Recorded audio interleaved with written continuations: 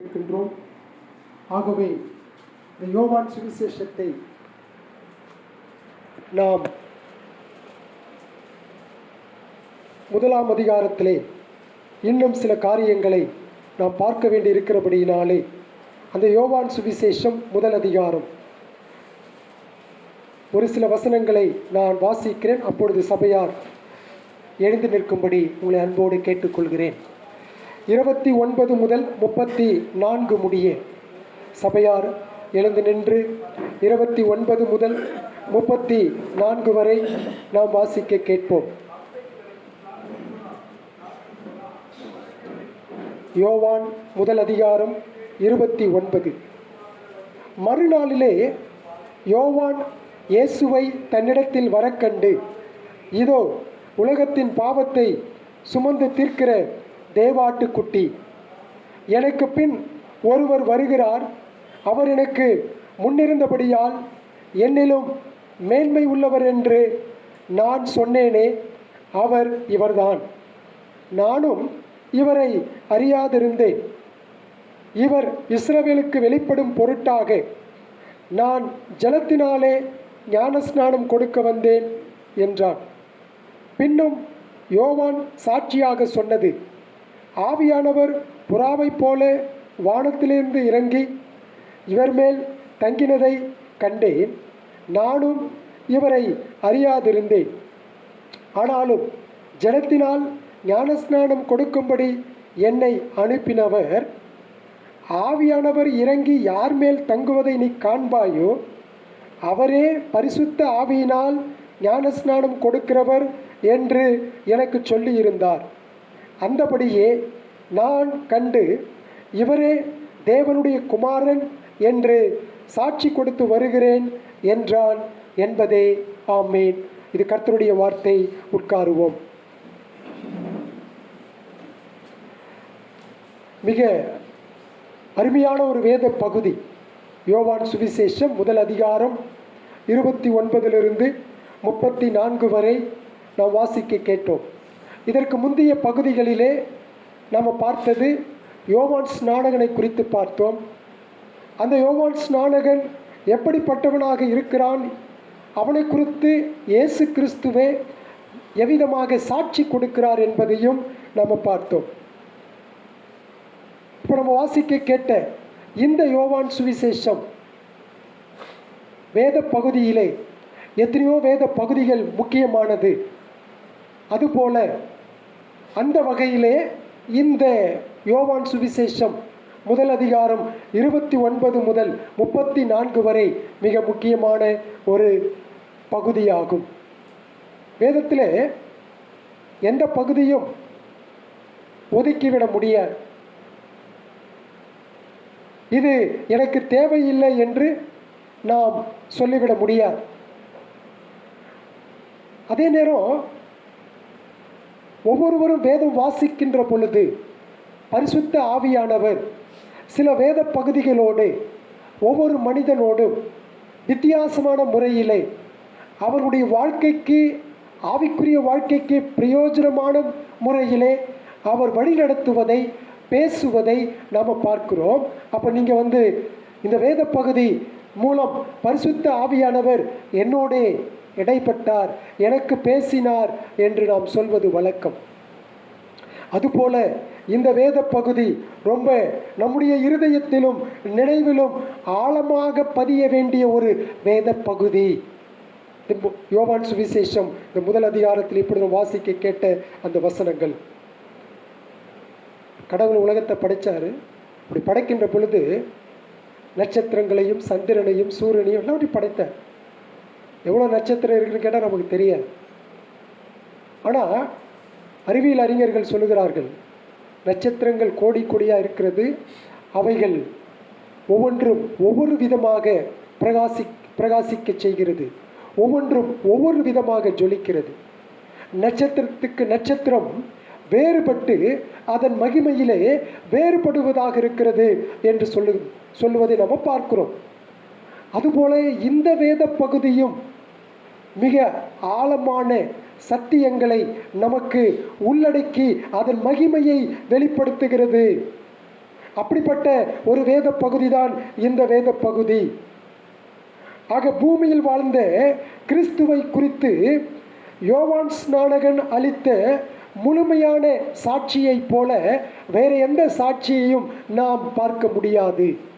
அந்த அளவுக்கு இயேசு கிறிஸ்துவை குறித்த சாட்சியை யோவான் ஸ்நானகன் இந்த இடத்திலே குறிப்பிடுகிறார். 4 காரியங்களை நாம் பார்க்க இருக்கிறோம். எழுதிக்கீங்க. We are going to look at 4 things from this particular passage.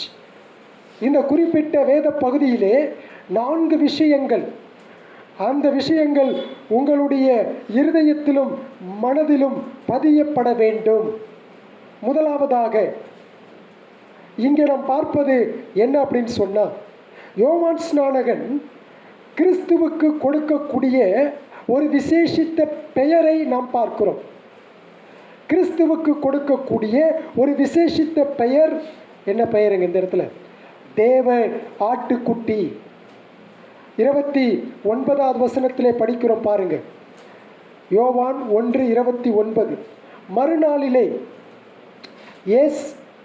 யோவான் இயேசுவை தன்னிடத்தில் வரக்கண்டு, இதோ உலகத்தின் பாவத்தை சுமந்து தீர்க்கிற தேவாட்டுக்குட்டி என்று பெயர் வைக்கிறார். இயேசுவுக்கு கொடுக்கக்கூடிய ஒரு விசேஷித்த பெயர் தேவ ஆட்டுக்குட்டி. பொதுவாக ஆட்டுக்குட்டி அப்படின்னு சொன்னால் அது சாந்தமும் மனத்தாழ்மையையும் கொண்டிருக்கும் என்ற உருவகத்தை, ஒரு அடையாளத்தை நாம் பேசுவோம் அல்லது சிந்திப்போம். ஆட்டுக்குட்டி அப்படின்னு சொன்னால் ஒரு பக்கம் அதில் உண்மை இருந்த பொழுதும் அதைவிட இன்னும் மேன்மையான காரியங்கள் இந்த தேவாட்டுக்குட்டி என்று யோவான் இயேசுவை குறிப்பிடுகிறாரே, சாட்சி பகருகின்றாரே. அவர் வெறும் அமைதியும் சாந்தமும் மாத்திரமல்ல, அதைவிட இன்னும் சிறப்பான காரியங்கள் இந்த வார்த்தையிலே அடங்கியிருக்கிறது என்பதுதான் உண்மை. தேவ ஆட்டுக்குட்டி. அப்போ தேவ ஆட்டுக்குட்டி அப்படின்னு சொல்லுகின்ற பொழுது நம்ம என்ன பார்க்கிறோம் அப்படின்னு சொன்னால், ஏன் யோவான் இயேசுவை பார்த்த மாத்திரத்தில் தேவ ஆட்டுக்குட்டி என்று சொன்னான் அப்படின்னு சொன்ன, ஆண்டவராகிய இயேசு கிறிஸ்து சிலுவை மீதான தன்னுடைய மரணத்தினால் பாவிகளுடைய மீறுதலுக்கு ஒப்பான பரிகாரத்தை செய்யும்படி, கிறிஸ்துவே பரிகாரத்தை செய்யும்படி வந்த கிறிஸ்துவே பாவத்திற்கான சிறந்த பலி என்பதால் அவன் இயேசு கிறிஸ்துவை பார்த்த மாத்திரத்தில் தேவாட்டுக்குட்டி என்று சொன்னான். பாவிகளின் மீறுதலுக்கு ஒப்பான பாவ பரிகார பலியாக தன்னுடைய மரணத்தினால் பாவிகளுக்கு, பாவிகள் சொன்னா யாரு? நான் பாவி, நீங்கள் பாவிகள், எனக்காக உங்களுக்காக கிறிஸ்து இந்த உலகத்திலே பாவ பரிகாரம் செய்யும்படியாக வந்த இரட்சகர், மீட்பர், ஆண்டவர். ஆகவே அவரை பார்த்த மாத்திரத்தில் யோவானுடைய கண்களில் பட்ட ஒரு விசேஷித்த பெயர் தேவாட்டுக்குட்டி. அது உருவகமாக அங்கே நாம் அதை பார்க்கின்றோம். இரண்டாவதாக நாம் என்ன பார்க்கிறோம்? நீங்கள் ஆதியாகமம் 22ஆம் அதிகாரத்தை படிக்கின்ற பொழுது அங்கே ஆபிரகாம் தன்னுடைய குமாரன் ஈசாக்கை யாவே கர்த்தர் அவனை மோரியா மலையிலே தனக்காக பலியிட செய்கின்ற பொழுது அவன் தன்னுடைய மகனை அழைத்து செல்கிறான். அவன் கேட்பான், அப்பா பலி செலுத்த விறகு இருக்கு, எல்லாமே கொண்டு போறீங்க, ஆனால் பலி எங்கப்பா, ஆட்டுக்குட்டி எங்கப்பா அப்படின்னு கேட்பான். அவனுக்கு ரொம்ப ஆச்சரியமாக இருக்கும். ஆபிரகாம் சொல்கிறது 12 வயசு பையன் தான். ஆபிரகாம் ஆச்சரியமாக சொல்லுவார். ஆபிரகாம், தேவன் பார்த்து கொள்வார், God will provide. அப்பவே ஆபிரகாமுக்கு விசுவாசம் வந்துருச்சு. என்னன்னு சொன்னால், நிச்சயமாக கடவுள் என் மகனை என்ன செய்ய மாட்டார், பலி வாங்க மாட்டார். என்னுடைய விசுவாசத்தையும் என்னுடைய கீழ்ப்படிதலுக்காக வந்த ஒரு பரீட்சை இது.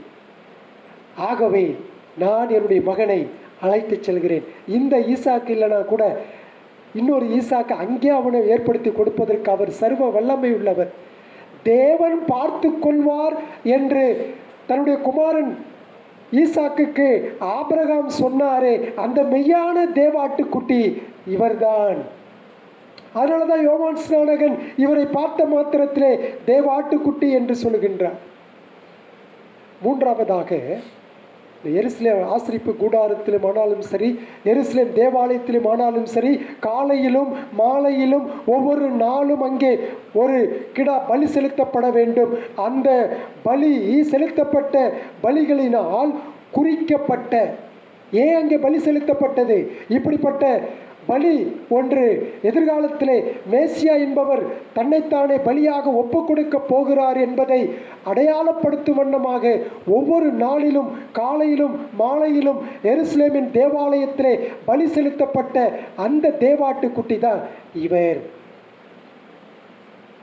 யோவான் இயேசு கிறிஸ்துவை பார்த்த மாத்திரத்திலே அவருடைய சிந்தை பரிசுத்த ஆவினாலே நிறைந்து இந்த இயேசு கிறிஸ்துவை பார்க்க வேண்டிய விதத்திலே பார்த்து சிறப்பான முறையிலே தேவாட்டுக்குட்டி என்று சொல்லுகின்றார்.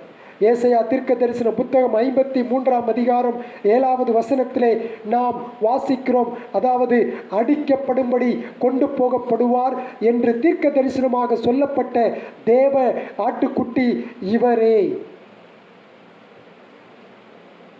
அது மாத்திரமல்ல, எகிப்திலே இஸ்ரவேலர்கள் புறப்பட்டு வெளியே வருகின்ற பொழுது சற்று முன்பதாக அவர்கள் அனுசரித்த அந்த பஸ்கா, அந்த ஆசரிக்கும்படி குறிக்கப்பட்ட ஆட்டுக்குட்டியும் இவரே. அதனால தான் யோவான் ஸ்நானகன் அவரை பார்த்த மாத்திரத்தில் தேவ ஆட்டுக்குட்டி என்று சொல்லுகின்றார். அப்ப நம்ம சுருக்கமா சொல்லணும் அப்படின்னு சொன்னா, இயேசு கிறிஸ்து தேவ ஆட்டுக்குட்டி ஆகிய பலி, பாவத்திற்கான சிறந்த கிருபாதார பலியை உலகத்திற்கு அனுப்பும்படி நித்தியத்திலே தேவனால் உடன்படிக்கை பண்ணப்பட்டவரும் இவரே. நம்ம எல்லாம் நினைக்கிறோம், ஆதாம் பாவம் செஞ்ச பிறகுதான் தேவன் தம்முடைய திட்டத்தை மாற்றி ஆதாமுடைய வீழ்ச்சியினாலே தான் இயேசு கிறிஸ்து இந்த உலகத்திற்கு வந்தார் அப்படின்னு நாம் நினைப்போம். ஆனால் வேதம் அப்படி நம்மை சிந்திக்க வைக்க சொல்லவில்லை. இந்த உலகம் உண்டாக்கப்படவில்லை, இந்த உலகம் எதுவுமே படைக்கப்படவில்லை. ஆனால் நித்தியத்திலே கிறிஸ்துவின் சிலுவை மரணம் நிகழ்ந்தது. எத்தனை பேர் அதை ஒத்துக்கிறீங்கன்னு எனக்கு தெரியல. நித்தியத்திலே அது நடந்தது. உலக தோற்றத்துக்கு முன்பதாகவே கிறிஸ்துவின் சிலுவை மரணம் நடந்தது. ஆனால் வரலாற்றில் அந்த கிறிஸ்து என்கின்ற கடவுள் மனிதனாக வர வேண்டும். மனிதனாக வந்த பிறகுதான் அதற்கான காலங்களும் சமயங்களும் குறிக்கப்பட்டது. ஆனால் அதற்கு முன்பதாகவே நித்தியத்திலே நடந்தது. அதனால தான் வெளிப்படுத்தல வாசிக்கிறோம், சகல பரிசுத்தவான்களும் அவருக்கு முன்பதாக சாஷ்டாங்கமாய் விழுந்து பணிந்து கொண்டு, இதோ உலக தோற்றத்துக்கு முன்பதாகவே அடிக்கப்பட்ட தேவ ஆட்டுக்குட்டி என்று அவரை பாடினார்கள், புகழ்ந்தார்கள். நித்தியத்திலே நடந்த ஒன்று சிலுவை மரணம். அந்த நித்தியத்தில தான் என்னையும் உங்களையும் பிதாவாகிய கடவுள் தன்னுடைய குமாரனுடைய சிந்தையிலே, பிதாவினுடைய சிந்தையிலே நாம் காணப்பட்டோம் என்பதுதான் உண்மை. நாம் இந்த இடத்துல கஷ்டப்படுகின்றோம், பிரச்சனைப்படுகின்றோம், இவ்வளவோ வேதனைப்படுகின்றோம். பல சொல்ல முடியாத, வெளியிலே நாம் பேச முடியாத பல காரியங்களை எல்லாம் நாம் மனதுக்குள் அடைத்து வைத்துக் கொண்டிருக்கிறோம். ஆனால் உண்மை என்ன தெரியுங்களா? உலக தோற்றத்துக்கு முன்பதாகவே பிதாவாகிய கடவுள் உங்களை அவருடைய சிந்தையிலே வரைந்ததினாலே நித்தியத்திலே தனது குமாரனை தேவ ஆட்டுக்குட்டியாக மரிக்க ஒப்பு கொடுத்த அந்த தேவாட்டுக்குட்டி தான் யோவான் ஸ்நானகன் வார்த்தையாக இருந்தவர் மாம்சமாக வந்தவரை பார்த்து தேவ ஆட்டுக்குட்டி என்று அடையாளப்படுத்தப்படுவதை நாம் பார்க்கிறோம். What a beautiful passage. இது எனக்கும் உங்களுக்கும் எவ்வளவு ஒரு உத்வேகத்தையும் ஆசீர்வாதத்தையும் ஆவிக்குரிய பலனையும் கொடுக்கப்பட்டிருக்கிறது. நித்தியத்திலே தேவனால் உடன்படிக்கை பண்ணப்பட்டவர். நான் ஏற்கனவே சொல்லியிருக்கிறேன், பிதா, குமாரன், பரிசுத்த ஆவியாகிய திரித்துவ ஏக தேவனிடையே உலக தோற்றத்துக்கு முன்பதாகவே அவர்களுக்குள்ளாகவே நடந்த நித்திய ஆலோசனை, நித்திய திட்டம், நித்திய தீர்மானம், அதன் அடிப்படையிலே ஒவ்வொன்றும் இந்த உலகத்திலே நடைபெற்று கொண்டிருக்கிறது. ஆக கிறிஸ்துவை பற்றிய நம்முடைய சிந்தனைகள் அனைத்திலும் இங்கே யோவான் ஸ்நானனால் குறிப்பிடப்பட்ட தேவ ஆட்டுக்குட்டி என்ற சிந்தனை தான் என்னுடைய மனதிலும் உங்களுடைய மனதிலும் எப்பொழுதும் ஆழமாக நினைவில் வர வேண்டியது. கிறிஸ்து எனக்காக மரித்த தேவாட்டுக்குட்டியான ஒரு பலி, அந்த சிந்தனையே நமக்கு காணப்பட வேண்டும். நம்முடைய ராஜாவாக அவருக்கு நாம் கீழ்ப்படிய வேண்டும். நம்முடைய எஜமானராக அவருக்கு நாம் உண்மையுடன் ஆராதனை செய்ய வேண்டும். அவருடைய சத்தியங்களையும் போதனைகளையும் நம்முடைய பிரதான தீர்க்கதரிசியாக இருக்கக்கூடிய அந்த இயேசு கிறிஸ்துவினிடத்திலிருந்து நாம் கற்றுக்கொள்ள வேண்டும். நமக்கு முன்மாதிரியாக வைத்த அந்த ஜாக்கிரதையை நாம் பின்பற்றி செல்ல வேண்டும். இதெல்லாம் கடவுள் நமக்கு ஏற்படுத்தி கொடுத்திருக்கிறார்.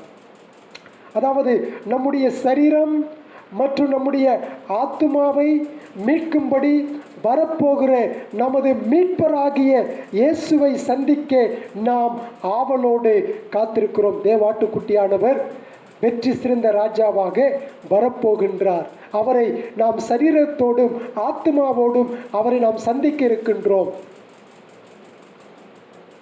அதனாலதான் ஆமோஸ் தீர்க்க தரிசன புத்தகத்திலே ஒரு வசனம் இருக்கும், உன் தேவனை சந்திக்கும்படி ஆயத்தப்படு. prepare yourself to meet your God. உன் தேவனை சந்திக்கும்படி நீ ஆயத்தப்படு.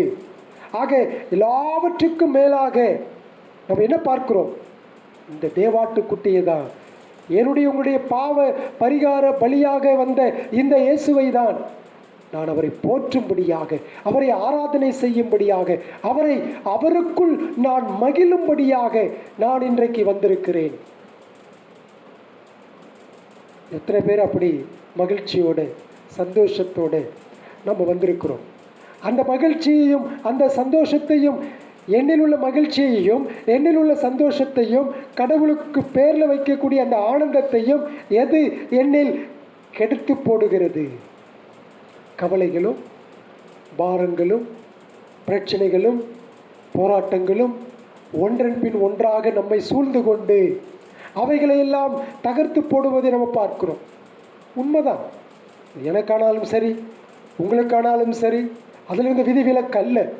ஆனாலும் கூட நாம் அவைகளையெல்லாம் மேற்கொண்டு கிறிஸ்துவை போற்றி அவரை பாடி அவருடைய மரணத்திலும் அவருடைய உயிர்த்தெழுதலிலும் நாம் நம்பிக்கையோடு வாழ வேண்டும்.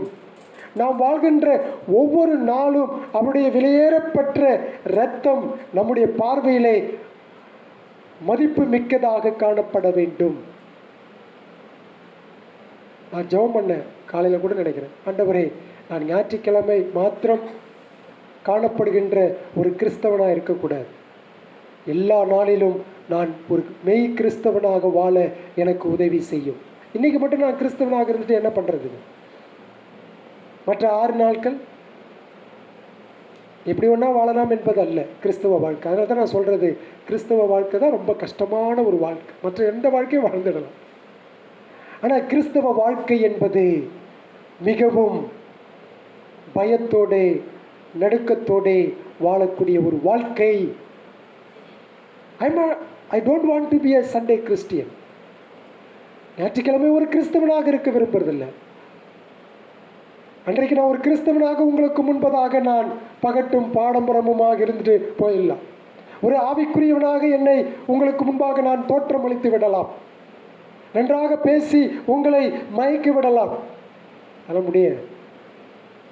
அதனால் பலன் ஒன்று இல்லை, அதனால் ஒரு பிரயோஜனம் ஒன்று இல்லை.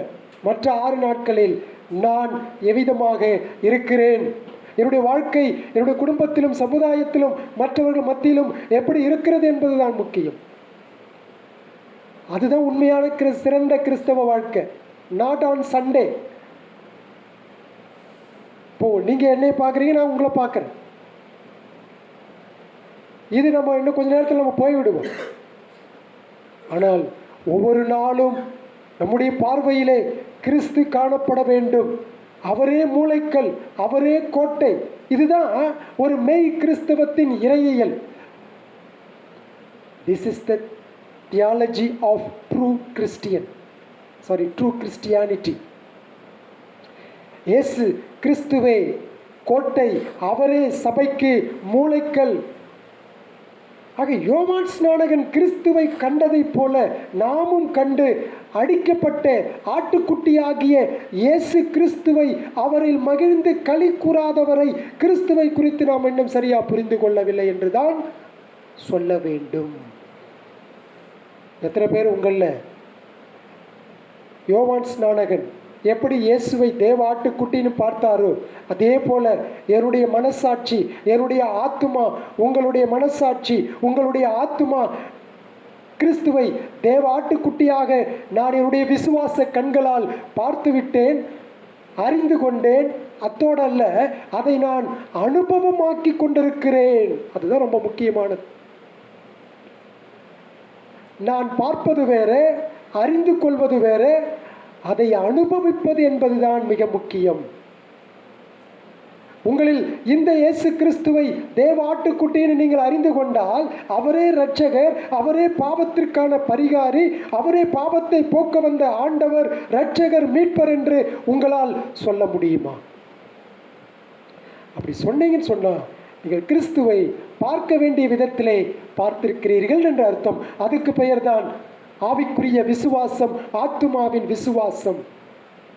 ஆனால் அதை பார்க்காத வரை நீங்கள் வரலாம், போகலாம், ஈவன் திருவிருந்தில் பங்கு கொள்ளலாம், ஞானஸ்தானம் எடுத்திருக்கலாம், அதெல்லாம் பிரயோஜனமற்றதாக மாறிவிடும். அதை தான் இந்த பகுதியில் அப்போஸ்தலனாகிய யோவான் 29 முதலாவதாக அவர் குறிப்பிடுகிறது. இயேசு கிறிஸ்துவை குறித்த சாட்சி அவங்க சொல்கிறாங்க, இவர் தேவாட்டுக்குட்டி.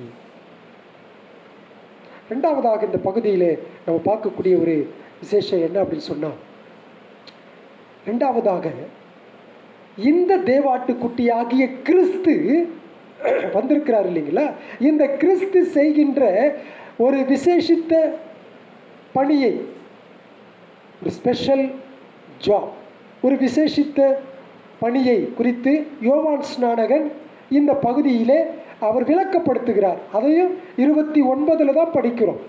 என்ன படிக்கிறோம்? 29வது வசனம். மறுநாளிலே யோவான் இயேசுவை தன்னிடத்தில் வர கண்டு, இதோ உலகத்தின் பாவத்தை சுமந்து தீர்க்கிற. என்ன படிக்கிறேங்க?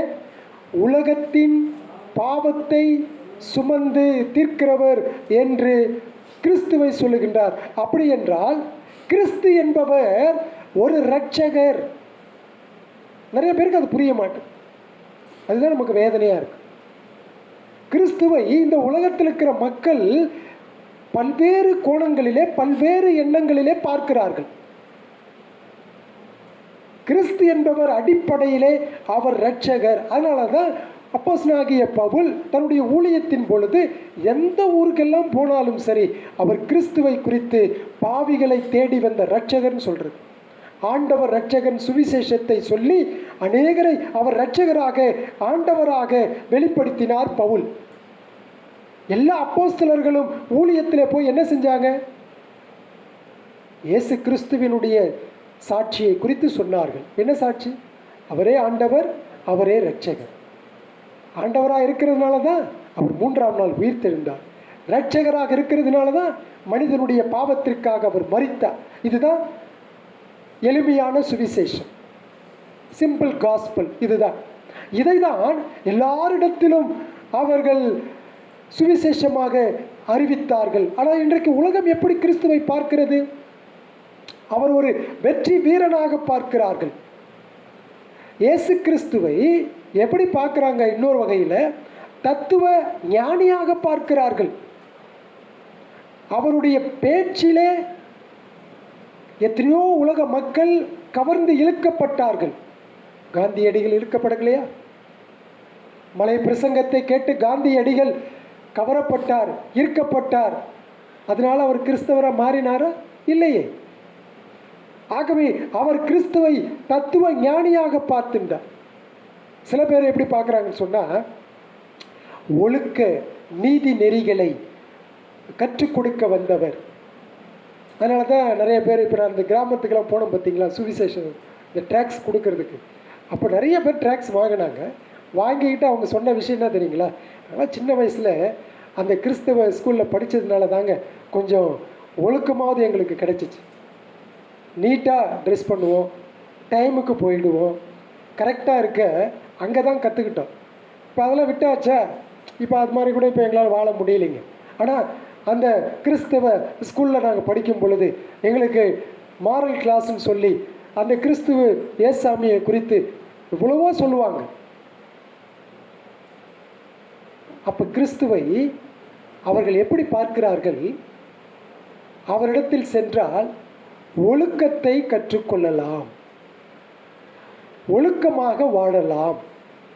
we can be a living as the standard of moral life. ஒழுக்க வாழ்க்கையை நாம் கற்றுக்கொள்ளலாம் என்று ஒரு ஆசிரியராக அவரை பார்த்தார்கள்.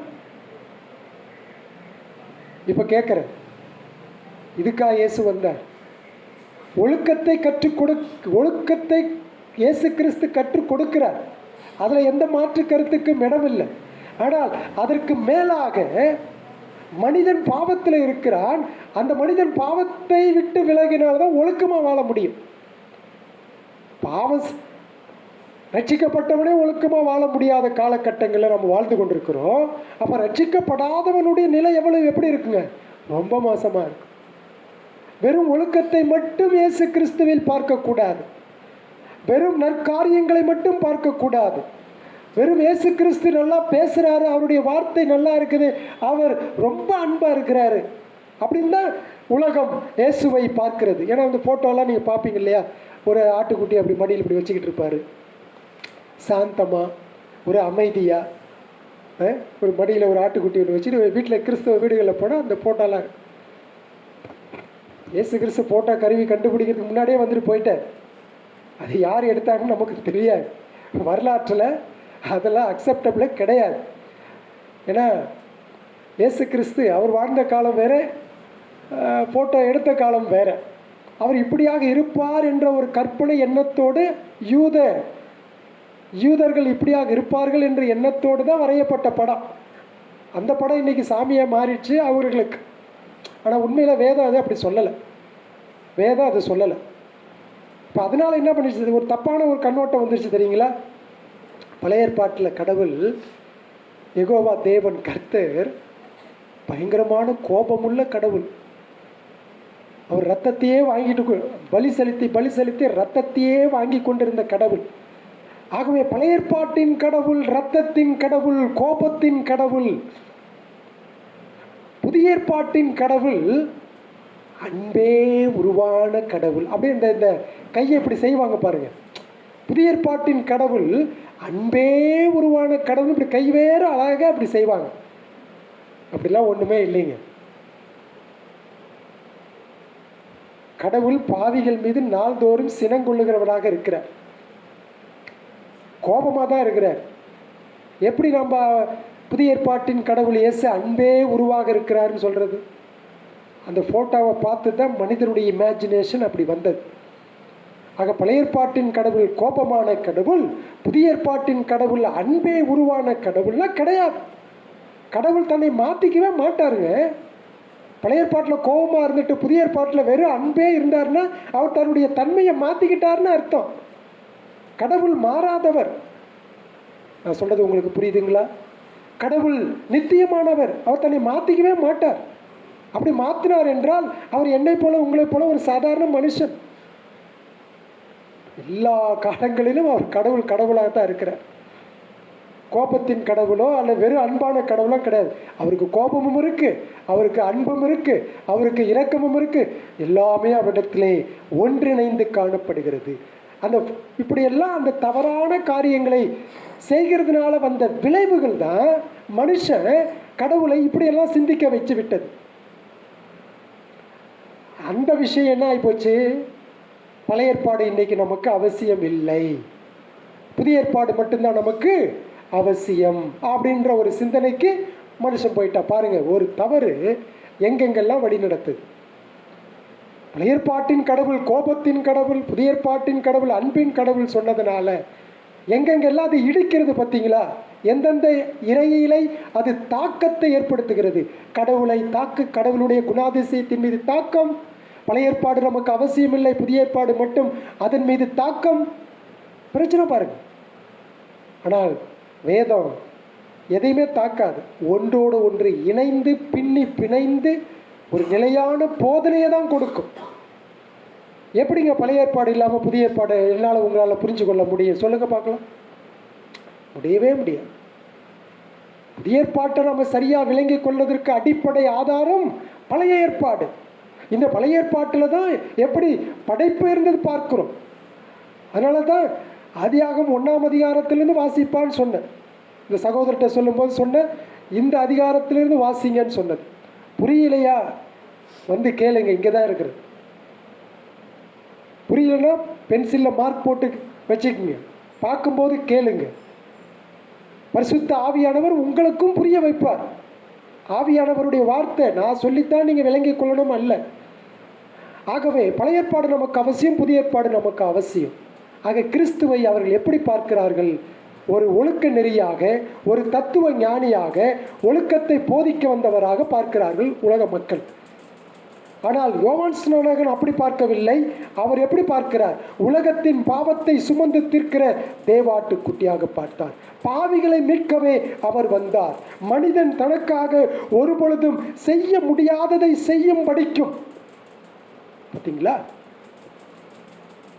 மனுஷனால தன்னைத்தானே ரட்சித்து கொள்ள, மீட்டு கொள்ள அவனிடத்தில் எந்த விதமான திறமையும் இல்லை, பலனும் இல்லை, எந்த விதமான புத்தியும் இல்லை, ஞானமும் இல்லை, அறிவும் இல்லை. பணத்தை செலவழிக்கிறான், நான் மோட்சத்துக்கு போயிடுவேன்னு சொல்லி. பணம் அவனை பாவத்திலிருந்து ரட்சிக்காது. சரிங்க, படிப்பு நல்ல படிப்பு, ஓ டபுள் பிஹெச்டிங்க, ட்ரிபிள் பிஹெச்டிங்க, பாவத்திலிருந்து அவரால் பாவ மன்னிப்பை பெற்றுக்கொள்ள முடியுமா? முடியவே முடியாது. ஆக பணமும் படிப்பும் என்றுமே ஒரு மனிதனுக்கு பாவ மன்னிப்பை பெற்றுத்தர முடியாது. அப்படி பெற்றுத்தர முடியாததை பெற்றுத்தரும்படியாகவே மனிதனின் மெய்யான மகிழ்ச்சிக்கு தேவையானதை செய்யும்படிக்கே கிறிஸ்து இந்த உலகத்திற்கு வந்தார். உலகத்தின் பாவத்தை சுமந்து. நேற்று கூட பிரதர் பேசும்போது சொன்னார், பயங்கரமான சில விஷயங்கள் சொன்னார். அப்போ நான் சொன்னேன், ஐயா இதுக்கெல்லாம் அடிப்படை காரணம் என்னுடைய பாவம், உங்களுடைய பாவம். உலகத்திலே எல்லாரும் பாவத்தில் பிறக்கிறார்கள், இதற்கு விதிவிலக்கே அல்ல. இந்த பாவம்தான் அடிப்படை பிரச்சனை. இந்த பாவத்திலிருந்து விடுதலை கிடைச்சிட்டா போதும், நாம் எங்கே போயிடலாம்? மோட்சம் போயிடலாம், சமாதானம் ஆகிடலாம். இங்கே சமாதானம் இல்லாட்டி கூட தேவனோடு சமாதானம் ஆகிடலாம். மனைவியோட சமாதானம் இல்லாவிட்டாலும் கடவுளோடு சமாதானம் ஆகிடலாம். புருஷனோடு சமாதானம் இல்லாவிட்டாலும் கடவுளோடு சமாதானம் ஆகிடலாம். பிள்ளைகளோடு சமாதானம் இல்லாவிட்டாலும் கடவுளோடு சமாதானம் ஆகிடுங்க. ஒவ்வொன்றா கொஞ்சம் கொஞ்சமாக தீரும். கொஞ்சம் கொஞ்சமாக ஒவ்வொன்றா விடிவு கிடைக்கும், விடியல் கிடைக்கும். யாராலே? இயேசு கிறிஸ்துவால தான். ஆக மனிதனுக்கு தேவையான மகிழ்ச்சியை கொடுக்கும்படியாக வந்தார். உண்மையில் பாவத்தை சுமந்து தீர்க்கவே கிறிஸ்து இந்த உலகத்திற்கு வந்தார். அதை தான் இந்த இடத்துல யோவான் ஸ்நானகன் தெளிவாக சொல்றார். கிறிஸ்துவே முழுமையும் பூரணமுமான இரட்சகர். அவரே பாவத்தை சுமந்து தீர்க்கிறவர். பாவ மன்னிப்பு, இரக்கம் மற்றும் தயை என வெறுமையான அறிக்கைகளை மட்டும் கடவுள் சொல்லலை. வாங்க நீங்கள் எல்லாரும் என்கிட்ட வாங்க, அப்படி வெறுமையான அறிக்கையை மட்டும் அவர் கொடுப்பதில்லை. சொன்னதை அப்படியே என்ன செஞ்சாருங்க? சிலுவையிலே என்னுடைய உங்களுடைய பாவங்களை அவர் சுமந்தார், பாவங்களை சுமந்து தீர்த்தார். நல்லா ஞாபகம் வச்சுங்க, பாவ கடனை சுமந்து தீர்த்தார். Bill closed. கட்டி முடிக்கப்பட வேண்டிய அந்த ரசீதுகள் அனைத்தையும் அவர் கட்டி முடித்தார். சிலுவையிலே அவர் தீர்த்து விட்டார், பாவத்தை அவர் மன்னித்து விட்டார். அவைகளை தன் மீது சுமத்த அவர் தன்னைத்தானே அன்போடும் தாழ்மையோடும் பிதாவின் சித்தத்தை நிறைவேற்ற தன்னை அனுமதித்து கொண்டார். தன்னை பிதாவாகிய கடவுள் குமாரனை கழுத்தை பிடிச்சி தள்ளலை. நீ போய் இந்த ஜனங்களுக்காக மறி, என்ன செய்ய, வேற வழி இல்லை போ அப்படின்னு கழுத்தை பிடிச்சலாம் தள்ளலை. It's not a compulsion death. அவர் தன்னைத்தானே வெறுமையாக்கி அடிமையின் ரூபம் எடுத்து எனக்காக உங்களுக்காக விருப்பத்தோடே உலக தோற்றத்துக்கு முன்பதாக முன்குறிக்கப்பட்டவர்களுக்காக அவர் வந்து மரித்தார். தமது சரீரத்திலே நம்முடைய பாவங்களை சிலுவையின் மேல் சுமந்தார். அவருடைய சரீரம் பிற்கப்பட்டது, அவருடைய இரத்தம் சிந்தப்பட்டது தான் 1 பேதுரு 2ஆம் அதிகாரம் 24வது வசனத்திலே வாசிக்கிறோம். ஆக கிறிஸ்துவை விசுவாசிக்கிற ஒவ்வொருவருடைய பாவங்களையும் அவர் நீக்கி என்ன தர்ம செய்கிறாரு? அவங்க எந்த பாவமே செய்யாதது போல அவர்களை அவர் மாற்றி விடுகிறார். அதுதான் உண்மை. எத்தனை பேர் ஒத்துக்கொள்ளுங்க எனக்கு தெரியல. கிறிஸ்து பிதாவாகிய கடவுள் தமது குமாரனை விசுவாசிக்கிறவர்களை குமாரனில் உள்நோக்கி பார்த்து குமாரனுடைய நீதி, குமாரனுடைய பரிசுத்தம், குமாரனுடைய ஆசீர்வாதங்கள் அனைத்தையும் அவரை விசுவாசிக்கிற அவருடைய பிள்ளைகளுக்கு அவர் கொடுத்து அவங்க எந்த பாவமே செய்யாதது போலவே கடவுள் பார்க்கிறார். ஆச்சரியத்திலும் ஒரு ஆச்சரியம். அவர்கள் ஒருபொழுதுமே பாவம் செய்யாதவர்களாக ஏன் அப்படி பார்க்கிறாரு கடவுள்? சொல்லுங்க பார்க்கலாம். ஏன் அப்படி கடவுள் பார்க்கிறாரு? ஏன்னா தன்னுடைய குமாரன் ஒருபொழுதும் என்ன செய்யல, பாவமே செய்யல. அப்ப அந்த குமாரனை விசுவாசிக்கிறவர்கள் குமாரனை எப்படி பார்க்கிறாரோ அப்படிதான் அவங்களையும் பார்க்கிறார். அப்படின்னு சொன்னா அவர்களை ஒருபொழுதுமே பாவம் செய்யலப்பா. ஆனால் என்னுடைய மனசாட்சி, என்னுடைய இருதயம் அதை ஏற்றுக்கொள்ள தயங்கினாலும், அதை ஏற்றுக்கொள்ள மறுத்தாலும், ஆனால் அவருடைய பார்வையிலே அதான் உண்மை. என்னையா, உங்களையா, நம்மளையா ஏற்றுக்கிட்டார் அப்படின்ற ஒரு தயக்கம். பாவமே செய்யாதது போல பார்க்கிறாரே, அப்படியா? நம்ம தான் தினந்தோறும் பாவம் செஞ்சுட்டு இருக்கிறோமே, தினந்தோறும் கட்டளைகளை மீறுகிறோமே, தினந்தோறும் அவருக்கு விரோதமாக செயல்படுகிறோமே. நம்ம தான் சொல்ல வேண்டிய அவசியமே இல்லையே. ஆனாலும் கூட அவருடைய பிள்ளைகளை அவர் அபிதமாக பார்க்கிறார்.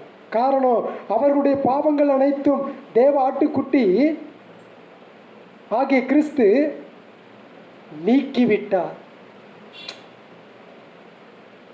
பிளாக் போர்டில் எழுதிச்சு, ஒயிட் போர்டில் எழுதிட்டு எல்லாம் அழிச்சிட்டா எப்படி இருக்குங்க? அங்கே ஒன்றுமே இருக்காது, பியூர் ஒயிட். அதுபோல தான் கிறிஸ்து நீக்கிவிட்டார்.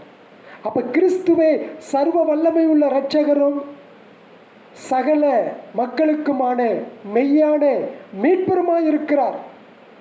அவர்தான் உலகத்தின் பாவத்தை சுமந்து தீர்க்க வந்தவர். பாவம்னா என்ன தெரியுங்களா? Missing the mark. கடவுள் வகுத்து போட்ட அந்த கோட்டை மீறுவதும் பாவம். எதை செய்ய வேண்டாம் என்று கடவுள் தடை செய்தாரோ அதை ஆதாம் செய்ததினாலே கடவுளுடைய கோட்டை தாண்டினான், மீறினான். சட்டம், கடவுளுடைய சட்டம் அவனுக்கு முன்பாக வந்தது. அவன் அந்த இடத்திலே கொல்லப்பட வேண்டிய ஆள், நரகத்திற்கு செல்ல வேண்டிய ஆள். ஆனால் கடவுளே என்ன செஞ்சாருங்க? அவனுக்கு மீட்பை ஏற்படுத்தினார், காப்பாற்றினார். ஆகவே தான் சொல்றது, கிறிஸ்துவே சர்வ வல்லமையுள்ள இரட்சகரும் சகல மக்களுக்கான மீட்பரும் இரட்சகருமாய் இருக்கிறார். அவரே உலகத்தின் பாவத்தை சுமந்து தீர்க்கிறவர்.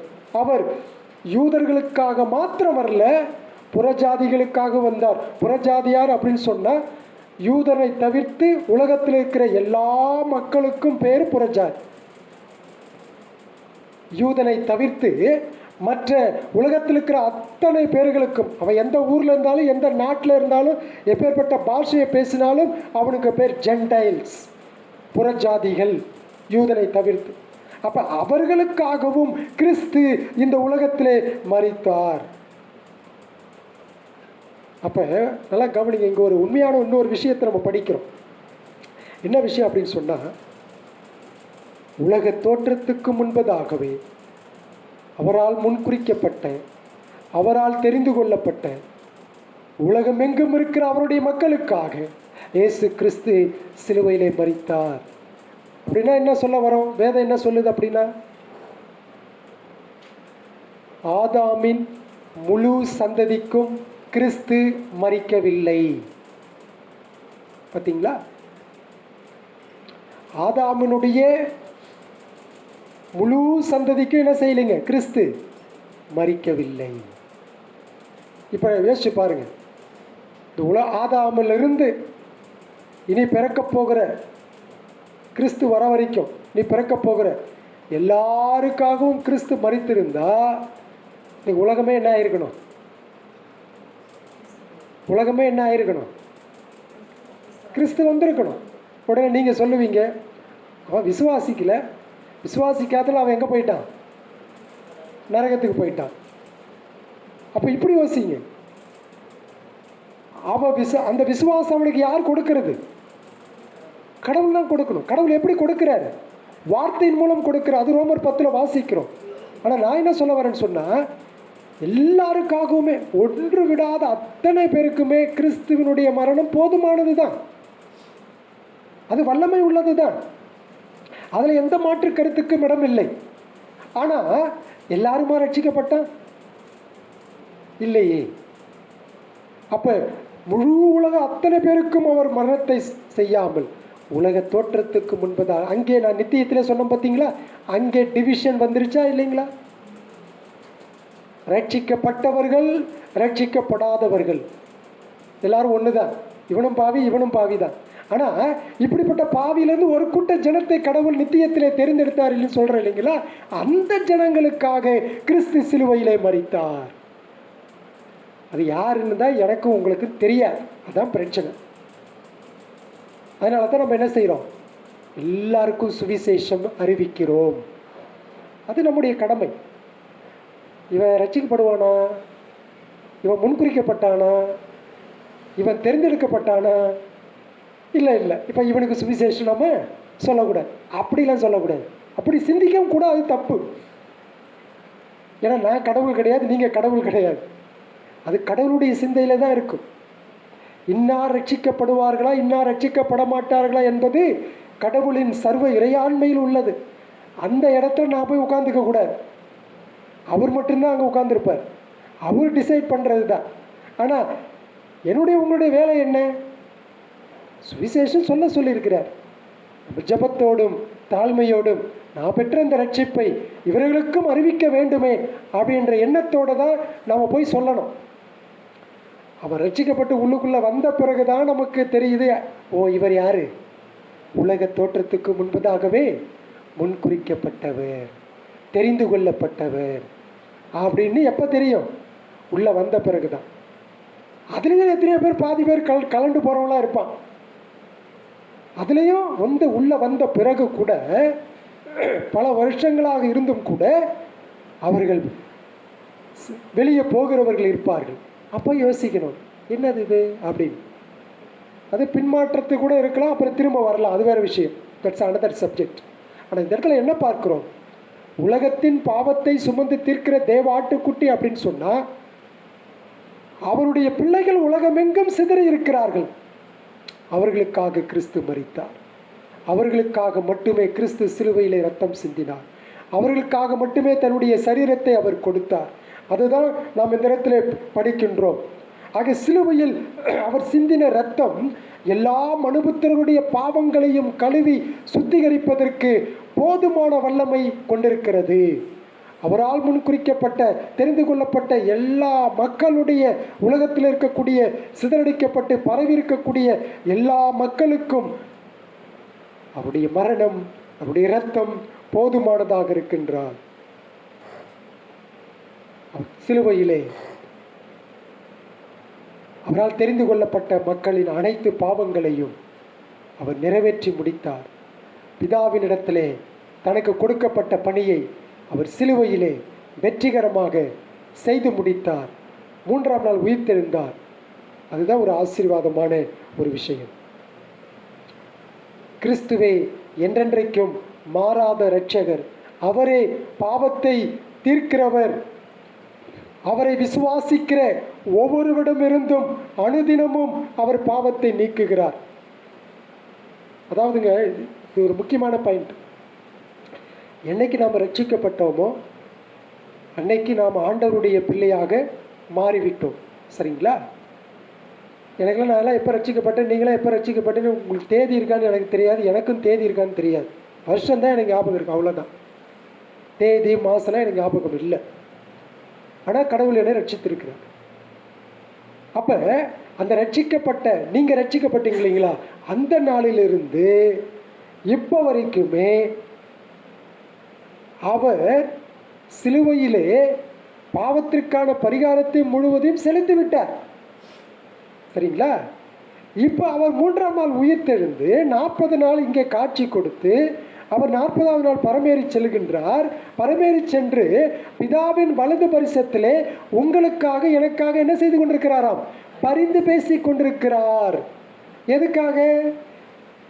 அவரால் தெரிந்து கொள்ளப்பட்ட ரட்சிக்கப்பட்ட மீட்கப்பட்ட மக்கள் இந்த பாவ உலகத்தில் இருப்பதினாலே பாவம் அவர்களை தூண்டிவிட்டு அவர்கள் பாவம் செய்யும் பொழுதெல்லாம் அவர்களை தினந்தோறும் கழுவி சுத்திகரிப்பதற்காக பிதாவின் வலது பரிசத்தில் எனக்காக உங்களுக்காக அவர் பரிந்து பேசி கொண்டிருக்கிறார். இவ்வளவு ஆச்சரியமான ஒரு உண்மை பாருங்க. அவர் தினந்தோறும் அனுதினமும் உங்களுடைய பாவத்தை கழுவி கொண்டிருக்கிறார், சுத்திகரித்து கொண்டிருக்கிறார். அதுதான் அவருடைய ஆசாரிய பணி.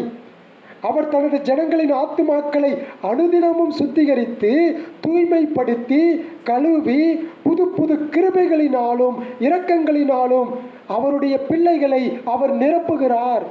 பார்த்தீங்களா? தினந்தோறும் நம்ம என்ன செஞ்சுட்டே இருக்கிறாருங்க? நம்மளைய எச்சரித்து கொண்டு கடிந்து கொண்டு புத்தி சொல்லி கொண்டு கழுவி பரிசுத்தப்படுத்தி கொண்டே இருக்கிறார்.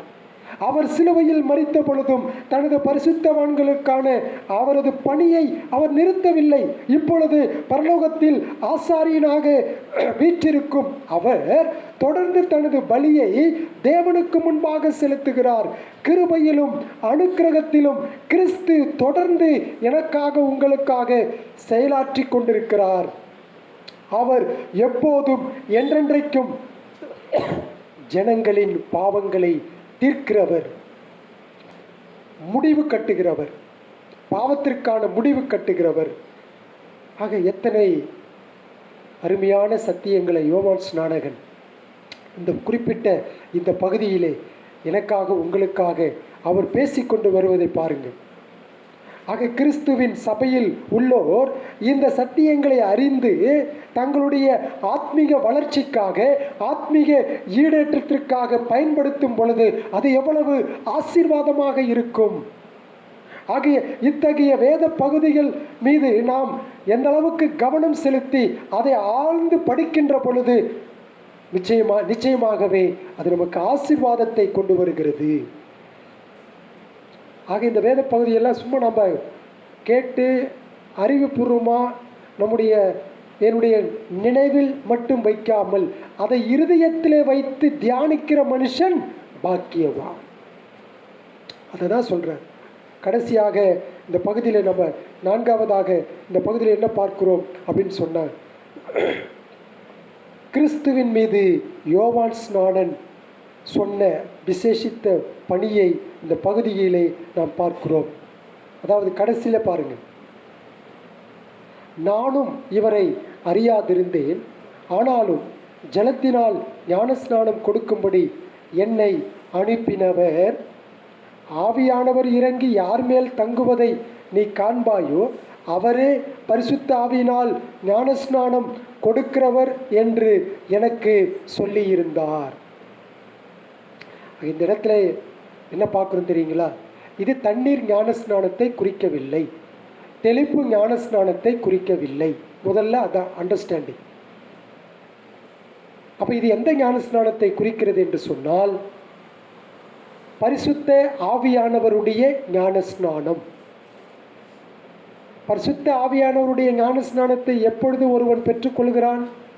கிறிஸ்துவை இரட்சகராக ஆண்டவராக விசுவாசிக்கும் பொழுதே அவன் பரிசுத்த ஆவியினால் ஞானஸ்நானம் பெற்றுக்கொள்கிறான். அதான் உண்மை. அதை பார்க்க முடியாது. அதை சத்தியத்தை கற்றுக்கொள்ள அதை நாம் புரிந்து கொள்ள முடியும். இந்த சத்தியத்தை நான் பரிசுத்த ஆவியினாலே ஞானஸ்நானம் பெற்றுக்கொண்டேன் அப்படின்னு நான் சொன்னால் நீங்கள் என்ன செய்யக்கூடாது? ஆச்சரியப்படக்கூடாது. அப்படியா, இவரை பார்த்தா அப்படி தெரியலையே, பரிசுத்த ஆவியினாலே ஞானஸ்நானம் பெற்றுக்கிட்டாருன்னு சொல்கிறாரு, ஒருபோதும் கீழே விழுந்ததும் பார்த்ததே இல்லையே, ஒருபோதும் இவர் ஆடி பாடி குதித்ததை நான் பார்க்கவே இல்லையே, ஒருபொழுதும் இவர் சிரிச்சதை நான் பார்த்ததே இல்லையே. பரிசுத்த ஆவியானவருடைய நிறைவு என்பது கீழே விழுறதல்ல, புரள்றதல்ல, சத்தம் போடுறதல்ல, கத்துறதல்ல, ஊளையிடுவதல்ல. பரிசுத்த ஆவியானவர் ஞானஸ்நானம் என்பது என்னுடைய விசுவாசத்தால் பார்க்க முடியாதது, ஆனால் உணர முடியும். காற்றை நான் பார்க்க முடியாது, ஆனால் நான் உணர முடிகிறது அல்லவா? அதுபோல the day when I got saved, I was filled with the Holy Spirit. பரிசுத்த ஆவியினால் ஞானஸ்நானம் பெற்றுக்கொண்டேன் அர்த்தம். யாரெல்லாம் ரட்சிக்கப்பட்டிருக்கீங்களோ அந்த நாளிலே ஆவியானவரால் நீங்கள் ஞானஸ்நானம் பெற்றுக்கொண்டீர்கள். அதான் உண்மை. அதற்கு அடையாளமாக தான் நீங்கள் என்ன செய்கிறீங்க? தண்ணீர் ஞானஸ்நானம். அது ரெண்டாவது, அது பார்க்க முடியும். ஆக ஒருவன் தண்ணீர் ஞானஸ்நானம் எடுத்து கூட இருக்கலாம், ஆனால் ரட்சிக்கப்படாமல் இருக்கலாம். பார்த்தீங்களா? ஆனால் உண்மையாகவே ரட்சிக்கப்பட்டவன் தண்ணீர் ஞானஸ்நானம் எடுக்காமல் கூட இருக்கலாம், ஆனால் ஆவியானவரால் ஞானஸ்நானம் எடுத்துக்கொண்டார். அதை தான் இங்கே யோவான் ஸ்நானன் சொல்லிட்டு இருக்கிறார். பார்க்க முடியாததை குறித்து பேசுகின்றார், பார்க்கக்கூடியதை குறித்து பேசவில்லை. அதை நீங்கள் தயவாக நினைவில் வைத்துக் கொள்ளுங்கள். அதை தான் இந்த இடத்துல சொல்கிறார். நானும் இவர் அறியாதான் இருந்தேன், ஆனால் என்னை இந்த ஊழியத்துக்கு அனுப்பினார். பார்த்தீங்களா? அவர் சொன்னார், யார் மேலே புறாவானவர் வந்து தங்குறாரோ அவரே மேசியா, அவரே இரட்சகர், அவரே பரிசுத்த ஆவியினால் ஞானஸ்நானம் கொடுக்கிறவர் என்று எனக்கு சொல்லி இருந்தார். அவர் இவரே. நான் தண்ணீரில் உங்களுக்கு ஞானஸ்நானம் கொடுக்கிறேன், ஆனால் எனக்கு பின் வருகிறவரோ ஆவியானவரால் ஞானஸ்நானம் கொடுப்பார். அது எங்கே நடந்துச்சு? அப்போஸ்தலர் 2ஆம் அதிகாரம். அப்போ அது வரைக்கும் பரிசுத்த ஆவியானவர் இல்லையா? இப்போ அந்த கேள்வி வருதா இல்லைங்களா? பரிசுத்த ஆவியானவர் இருந்தார். பரிசுத்த ஆவியானவர் இல்லாமல் எவனும் கிறிஸ்துவை கடவுள் இரட்சகர் மீட்பர் சொல்ல முடியாது. அப்போஸ்தலர் 2ஆம் அதிகாரத்தில் பார்க்கிறோம். இந்த இடத்துல நம்ம என்ன படிக்கிறோம்னு சொன்னால், யோவான் ஸ்நானகன் கிறிஸ்துவை குறித்து சொல்லுகின்ற பொழுது மனிதனால் கொடுக்கப்படுகின்ற ஞானஸ்தானத்தை சொல்லலை, மாறாக சபையின் மேலான தலையாகிய கிறிஸ்து ஒருவரே தனது கரங்களினால் கொடுக்கக்கூடிய ஞானஸ்நானம் இது. இது உள்ளான மனிதனுக்குள் கிருபையை நிலைநிறுத்துகிறது. இதுவே மறுபிறப்பிலும் ரட்சிப்பிலும் ஒரு மனிதனில் நடக்கும்போது நடக்கக்கூடிய ஒரு செயல். இது சரீரத்திற்கான ஞானஸ்நானம் அல்ல, இது இருதயத்திற்கான ஞானஸ்நானம். இந்த ஞானஸ்நானத்தையே மனம் திரும்பிய கல்வன் சிலுவையிலே பெற்றான். யோசிச்சு பாருங்க, அவனை தண்ணீர் ஞானஸ்நானம் எடுத்தான் இல்லையே. நிறைய பேர் சொல்லுவாங்க, கல்வன் ஞானஸ்தானமே எடுக்கலைங்க, அதுக்காக நம்ம எதுக்கு ஞானஸ்தானம் எடுக்கணும் அப்படின்னு சொல்லுவாங்க. அது தப்பு. கல்வனுக்கு வாய்ப்பு கொடுக்கப்படலை. அவன் சிலுவையிலேருந்து இறக்கி 1 வருஷம் 2 வருஷம் வாழ்ந்திருந்தானா அவன் தண்ணீர் ஞானஸ்தானம் எடுத்திருப்பான். ஆனால் ஜீவன் அத்தோடு அவனுக்கு முடிகிறது, அதனால அவன் ஞானஸ்தானம் எடுக்கலை. ஆனால் பரிசுத்த ஆவியானவர் ஞானஸ்நானத்தை பெற்றான். பரிசுத்த ஆவியானவர் ஞானஸ்நானத்தை பெற்றான். அப்போஸ்தலர்களால் சபையில் திருவிருந்தில் பங்கு கொள்ள அனுமதிக்கப்பட்ட போதிலும் அனனியாவும் சப்பிராலும் இந்த ஞானஸ்தானத்தை பெற்றுக்கொள்ளவில்லை. அதனாலே வாசற்படியிலே மரித்து போனார்கள். பொய் சொல்லி, சின்ன சாதாரண பொய் தான். ஆனால் யார்கிட்ட சொன்னாங்க? தேவனுக்கு விரோதமாக பொய் சொன்னதினாலே அவர்கள் வாசற்படியில் வந்தவுடனே மரித்து போனார்கள். திருவிருந்து பங்கு கொள்ள அவங்களுக்கு அனுமதி இல்லை. இது நம்மை எச்சரிக்கின்ற ஒரு சத்தியம். இது என்னையும் உங்களையும் எச்சரிக்கின்ற சத்தியம். ஞாபகம் வச்சுக்கணும், போய் பேசக்கூடாது. ஒரு கிறிஸ்தவனாகிய நானும் நீங்களும் எப்பொழுதும் உண்மை பேச வேண்டும். அதுதான் சபையின் தலைவராகிய கிறிஸ்து நமக்கு கற்றுக் கொடுக்கிறார். ஆக யோவான் ஸ்நானகன் இங்கு குறிப்பிடப்பட்ட ஞானஸ்நானமே ரட்சிப்பிற்கு முற்றிலும் தேவையான ஞானஸ்நானமாகும். பெயரளவில் இன்றைக்கு நிறைய பேர் ஞானஸ்நானம் எடுத்து சபையில் அங்கமாக ஆயிட்டான். அது எந்த சபையாக இருந்தாலும் சரி, பிரெஸ்பிட்டேரியனாக இருந்தாலும் சரி, டிஎல்சியாக இருந்தாலும் சரி, பெண்டிகாஸ்டாக இருந்தாலும் சரி, ரோமன் கத்தோலிக்கனாக இருந்தாலும் சரி, பேப்டிஸ்ட் திருச்சபையாக இருந்தாலும் சரி, எங்குனாலும் ஞானஸ்தானம் எடுத்து அந்த சபையில் நான் ஒரு மெம்பர் அப்படின்னு சொல்லி பெயர் எழுதி அதற்கான சந்தா கட்டணம் மற்றும் அதற்கான கட்டணங்கள்லாம் செலுத்தி கொண்டு வருகிறார். அது வெளிப்புறமான ஞானஸ்நானம். அதனால் ஒருவரும் பரலோகம் போக முடியாது. ஆனால் உண்மையான ஞானஸ்நானம் என்பது ஆவியானவரால் எனக்கும் உங்களுக்கும் கொடுக்கப்படுகின்ற ஞானஸ்நானம். அந்த ஞானஸ்நானம் நடந்தால் மட்டுமே நாம் தண்ணீர் ஞானஸ்நானத்திற்கு தகுதி உள்ளவர்கள். அதை தான் இந்த இடத்துல யோவான் ஸ்நானகன் சொல்கிறாரு, எனக்கு பின் வருகிறவர் அவர் பரிசுத்த ஆவியினாலே ஞானஸ்நானம் கொடுக்கிறவர். அப்போ தண்ணீர் ஞானஸ்நானம் தப்புங்களா? தப்பு இல்லை. அது சாட்சியாக அறிவிக்கிறோம். எல்லாருக்கும் முன்பதாக இயேசு என் ஆண்டவர், என் இரட்சகர், என் மீட்பர், அவரே தேவ குமாரன். 34வது வசனத்தில் எவ்வளோ அழகாக சொல்லி முடிக்கிறார் பாருங்க. அந்தபடியே நான் கண்டு இவரே தேவனுடைய குமாரன் என்று சாட்சி கொடுத்து வருகிறேன். இந்த யோவான் சுவிசேஷம் எழுதப்பட்டதனுடைய நோக்கம் இந்த இடத்துல யோவான் ஸ்நானகன் சொல்லியே முடிக்கிறார். ஏன் யோவான் சுவிசேஷம் எழுதப்பட்டது? அதற்கு யோவான் 20ஆம் அதிகாரம் 31வது வசனம் பதில் சொல்லுது. இயேசு தேவனுடைய குமாரனாகிய கிறிஸ்து என்று நீங்கள் விசுவாசிக்கும்படியாகவும் விசுவாசித்து அவருடைய நாமத்தினாலே நித்திய ஜீவனை அடையும்படியாகவும் இவைகள் எழுதப்பட்டிருக்கிறது. அதை யார் புரிந்து கொண்டார்? யோவான் ஸ்நானகன் புரிந்து கொண்டார். அதை இயேசு கிறிஸ்துவை பார்த்த மாத்திரத்திலே இவரே தேவனுடைய குமாரன், he is the son of God என்று சாட்சி பகர்ந்தார். இயேசு கிறிஸ்துவை நீங்களும் நானும் எப்படி புரிந்திருக்கிறோம், அறிந்திருக்கிறோம், எப்படி சாட்சியாக அவரை குறித்து மற்றவர்களுக்கு சொல்லுகிறோம் என்பதில் தான் என்னுடைய உங்களுடைய விசுவாசம் காணப்படுகிறது. ஆக இங்கே கேள்வி, நான் அவரை தேவ ஆட்டுக்குட்டியாக அறிந்து உணர்ந்திருக்கிறேனா? அவர் உலகத்தின் பாவத்தை சுமந்தது மாத்திரமல்ல, வெறும் வாயிலான அறிக்கையிட்டது மாத்திரமல்ல, அவர் தீர்த்து முடித்தார். இவரே பரிசுத்த ஆவியினாலே ஞானஸ்நானம் கொடுக்கிறவர், இவரே தேவகுமாரன் என்பது நீங்கள் ஒவ்வொருவரும் தனிப்பட்ட முறையில் அறிந்து உணரும் பொழுது தான் அந்த ஆசீர்வாதத்தை பெற்றுக்கொள்ள முடியும். ஒருவேளை உங்கள் பாவம் மன்னிக்கப்படலைன்னு சொன்னால் இப்பொழுதே, இயேசுவே நான் பாவியாக இருக்கிறேன், என் பாவத்தை மன்னிங்க சுவாமி, நீரே ரட்சகர், நீரே ஆண்டவர், நீரே மீட்பர்னு நான் உம்மிடத்தில் சரணடைகிறேன் ஆண்டவரே அப்படின்னு சொன்னீங்கன்னா உங்களுக்கு பாவ மன்னிப்பை கொடுத்து உங்களை அவர் ஆசீர்வதிக்கிறார். ஜெபிப்போம். அன்பும் கிருபையும் மிகுந்த ஆண்டவரே, இந்த நல்ல நேரத்திற்காக ஸ்தோத்திரிக்கிறோம். அப்போஸ்தலனாகிய யோவான் உம்மை குறித்து கொடுத்த சாட்சியைப் போல என்னுடைய வாழ்க்கையிலும் இங்கே கூடி வந்திருக்கிறவருடைய வாழ்க்கையிலும் அப்படிப்பட்ட சாட்சியை பகர எங்களுக்கு நீர் உதவி செய்தரலும். இந்த சத்தியத்தை கேட்ட ஒவ்வொருவரையும் ஆசீர்வதியும். ரட்சிக்கப்படாதவர்கள் ரட்சிக்கப்படும்படியாகும், ரட்சிக்கப்பட்ட நாங்கள் பரிசுத்தத்தில் வளரும்படியாகவும் எங்களுக்கு கிருபை செய்யும். ஆண்டவர் இயேசு கிறிஸ்து மூலம் ஜெபிக்கிறோம் ஜீவனுள்ள நல்ல பிதாவே, ஆமென். திருவிருந்துக்காக ஆயத்தமாகவும்